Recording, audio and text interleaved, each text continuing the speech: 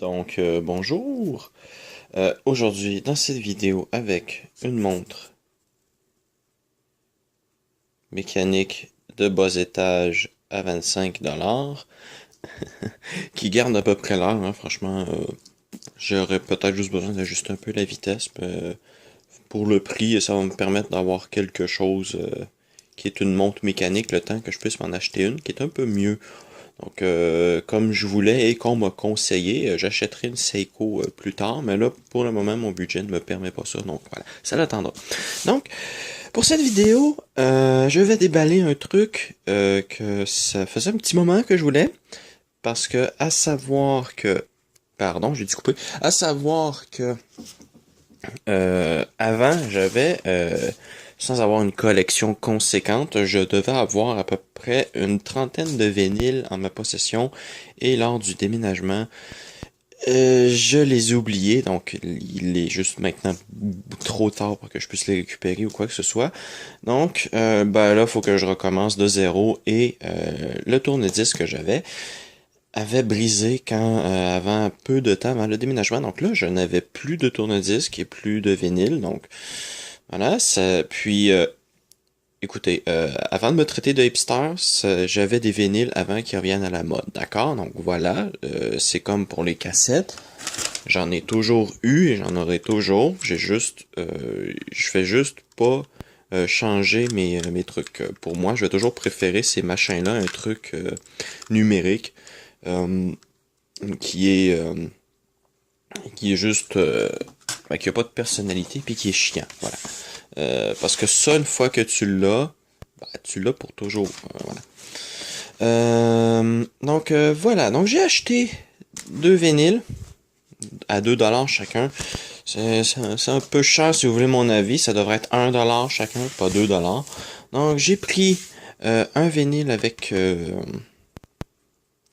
du Gilles Vigneault. Donc c'est un disque Columbia. Allez. Donc voilà, j'essaie de pas mettre mes doigts sur le vinyle, mais bon, c'est un peu dur. Allez. Donc comme vous pouvez voir, il est peut-être un petit peu sale, va peut-être demander un peu de nettoyage, mais là c'est un disque Columbia, son à 360 degrés. Ah bon, ok. Mais voilà. Donc j'ai pris ce disque-là parce qu'à savoir que je suis un grand fan de Gilles Vigneault, qui est un chansonnier québécois. D'ailleurs, la cassette que je viens de vous montrer, c'est une cassette de Gilles Vigneault. Voilà. Euh, Avec sa glyphe à l'arrière. Est-ce qu'il y a une date? Je sais pas du tout sa date de... Enregistrement public réalisé en direct au théâtre de l'Olympia de Paris le 14 avril 1969 par Europe numéro 1 pour l'émission Musicorama CBS France. Fabriqué par Columbia Records of Canada Limited. Samedi de l'âme, j'ai pour toi un lac. Ah, mais c'est toutes des bonnes musiques et je les ai sur une cassette. Quand vous mourrez de nos amours, Fer et Titane, je l'ai pas. Mon pays, ah bah oui, bébé, la guitare, je l'ai pas. Le doux chagrin, je l'ai. Ça, je l'ai pas. Les chants de mon pays, je l'ai. La manie écoutée, je l'ai. La danse à Saint-Dilon aussi, je l'ai. Bien, il reste plus qu'à espérer que la qualité sera bonne. Et pour tester ma table tournante, parce que ici au Québec, on appelle ça une table tournante aussi, un tourne-disque, voilà. Un disque de Beethoven, donc Eroica. Je sais pas du tout ce que ça va donner. Je voulais juste un vinyle de musique classique pour juste entendre les moments où il n'y a pas de bruit de fond, juste pour voir si ce tourne-disque a fait beaucoup de bruit de fond. Mais il faudra que je le nettoie avant. Je vais peut-être essayer de le jouer un peu avant.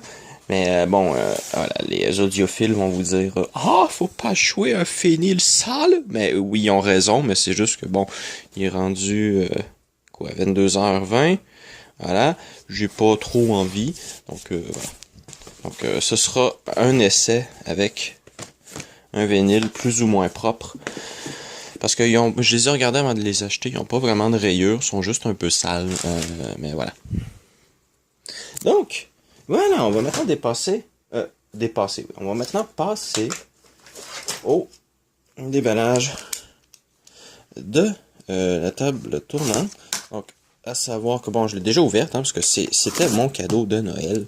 Euh, donc, voilà. Je l'ai ouverte pour voir si le tout fonctionnait, mais j'ai remis tout dans le même ordre que je l'ai eu, sauf le CD, parce qu'il donne un programme avec, vous pouvez voir, Audio Studio est là, de SoundForge. C'est un petit programme que je vais peut-être me mettre à utiliser au lieu de Audacity. Donc, voilà. Donc, le manuel d'instruction. Donc, cette table tournante-là, ça, je vais enlever ça, voilà. Donc, cette table tournante est une Sony, non, Sony PLS, non, pardon, PSLX 300 USB. Donc, c'est une carte, pas une carte, c'est un tourne-disque avec une cartouche magnétique et une aiguille en diamant. Donc, c'est à peu près le minimum que vous devez vous attendre d'une table tournante. Et j'adore le style, c'est pour ça que je l'ai demandé pour Noël. J'ai demandé spécifiquement une Sony, parce que ce style, je l'adore. Il y a, je crois, c'est Denon ou Pioneer qui ont un style très semblable, qui est un style qui est là depuis les années 90. C'est un style sobre que j'aime. À savoir que moi, j'aime pas ça, les trucs qui sont vraiment qui pètent au niveau de la vision. J'aime surtout des trucs sobres. Sauf peut-être cette montre-là, là, c'est un des rares trucs que j'ai pas de sobre. Parce que à savoir que les montres que j'ai, c'est des Casio électroniques, genre minces, qui prennent pas d'espace, qui sont ultra oubliables. Donc voilà. Ici, ça je l'ai même pas ouvert encore. Le petit adaptateur pour les 45 tours, mais j'ai pas acheté de 45 tours parce qu'il y en avait 3, il était pas du tout intéressant. Et avec le fil USB, donc ça je crois pas que je vais l'utiliser. Mais je vais peut-être essayer de faire un test pour voir si ça l'enregistre vraiment bien. Parce qu'il faut savoir que ces tables-là... Bon, elle, c'est pas une trop basse budget. Là, c'est 140$ en magasin ici au Canada. Vous allez me dire, ah, c'est moins cher en Europe. Mais oui, mais la conversion dollar américain vers euro vous avantage. Nous, il nous avantage pas. Donc, ça coûte pas le même prix. Donc, désolé. Voilà. Donc... 140$, c'est équivalent à une Audio-Technica LP60. Donc voilà, cette table-là, c'est en gros, c'est une Audio-Technica LP60 avec un design différent. C'est surtout ça, voilà. Donc maintenant que ça a été dit, on peut passer. Je sais que c'est pas un tourne-disque haut de gamme, mais s'il vous plaît, les audiophiles, calmez-vous. Voilà. Donc, je vais la sortir de la boîte et je reprends. Bien. Donc, une fois que vous le sortez de la boîte que je vais garder, hein, pour savoir que je jette pas les boîtes des trucs que je jette. Donc, une fois que vous avez sorti la boîte, vous le mettez à l'envers. Faites pas comme moi, le mettre à l'endroit, sortir le morceau ici, puis avoir le plateau en métal qui tombe par terre. Je suis chanceux, le plateau a pas l'air d'avoir été plié. Donc, bon, voilà. Donc, on va enlever le premier côté ici. Voilà. On va mettre ça dans la boîte qu'on va garder. Donc ça ici, hop, c'est le truc en caoutchouc sur lequel va reposer le disque. Et ça, c'est la plaque en métal. Donc quand vous l'avez neuf, il y a un petit truc rouge ici qui est collé, là. Vous le prenez et vous le tirez pour le mettre sur le rouleau du moteur. Ça, je le montrerai après. Donc là, maintenant que ça c'est fait, hop, on va retirer le dernier morceau de styromousse. Voilà, ça va aller dans la boîte. Et je vais sortir la table tournante de son enveloppe en plastique. Bien. Alors, maintenant que ça a été enlevé, on va lever le couvercle. Ah, ça, j'aime bien ça. D'ailleurs, c'est un truc que je voulais. Je voulais que ce soit une table tournante automatique. Parce que, je veux dire, je veux bien comprendre qu'il y a des gens qui aiment la simplicité. Même moi, j'aime pas trop me faire chier avec ça. J'aime bien mettre le vinyle sur le plateau. Faire start, ça démarre. J'ai pas à me soucier de mettre l'aiguille sur le disque ou quoi que ce soit. Donc, maintenant que ça c'est fait, on peut retirer la protection du couvercle en plastique. Donc voilà, vous ne le verrez plus jamais aussi propre. Donc, profitez-en. Je vais mettre le plateau par-dessus. Bien. Donc, vous prenez le plateau par les deux trous que vous avez ici. Ça ici, vous ne devriez pas avoir à faire ça parce qu'il va y avoir un morceau dessus que j'ai dit que vous permettre de le faire. Mais là, moi, je l'ai déjà mis, donc il n'est plus là. Je ne l'ai pas remis. Donc, vous mettez le plateau dans ce trou. Voilà. Hop, vous voyez, la tige sort. Vous faites passer la courroie par-dessus le pignon du moteur. Et voilà. Ensuite, vous défaites le bras. Voilà. Donc ça, c'est pas le genre de table tournante que le bras est maintenu par le morceau en plastique ici. Il faut absolument utiliser ça. Donc, gardez-le. Voilà. Ensuite, je vais sortir le morceau en caoutchouc. Et vous mettez le morceau en caoutchouc par-dessus le plateau. Je veux dire, j'ai pas à vous le montrer, là, je veux dire, c'est, voilà. Essayez de mettre ce côté-là, parce que, ben voilà, c'est le plus beau. J'ai vu des vidéos sur YouTube, des gens qui le mettaient comme ça, c'est pas joli, donc ça veut dire que c'est pas dans ce sens-là que ça doit aller. Donc, voilà. Hop. Voilà. Bien. Donc, je vais la brancher. Si je peux trouver une prise et de la place. Bien, donc vous prenez votre vinyle. Donc celui-ci est assez épais. Ça doit être un assez vieux disque. Voilà. On fait start. Oh. Non. J'ai oublié un truc.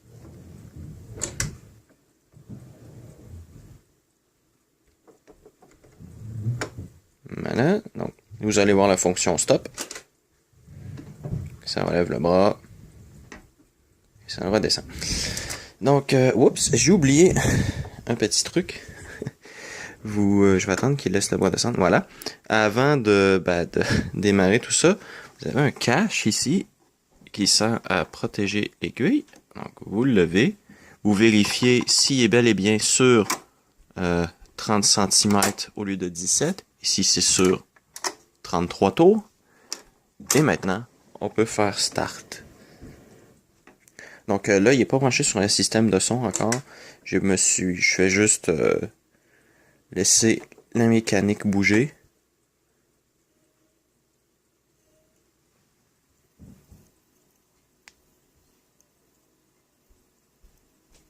Vous avez un bouton pour le soulever. Oui, il devrait redescendre relativement doucement. Voilà. Ah. Bien. Donc, voilà. Et tout ça, ça peut fonctionner, bien entendu, avec le couvercle fermé, puisque les boutons sont accessibles à l'extérieur. Donc, voilà. C'était la vidéo de déballage de mon nouveau tourne-disque. Donc, bien entendu, c'est pas un modèle haut de gamme, c'est pas une présentation. Je veux dire, j'ai pas l'équipement pour bien tester ce genre de machine-là. Je veux dire, je peux pas, j'ai pas non plus une oreille audiophile. Je veux dire, j'ai pas une mauvaise ouïe, mais j'ai pas de l'équipement d'une qualité qui me permet de m'affirmer comme un audiophile. Donc voilà.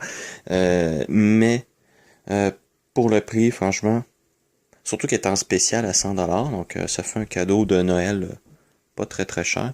Surtout que Noël est passé, donc là vous pouvez pas m'accuser que je fais de la pub. Hein, donc voilà. Donc moi je vais continuer de m'amuser avec ça tout seul dans mon coin. Donc je vous ai fait simplement une vidéo de déballage pour vous la montrer. Donc en espérant que vous avez apprécié cette vidéo et à la prochaine.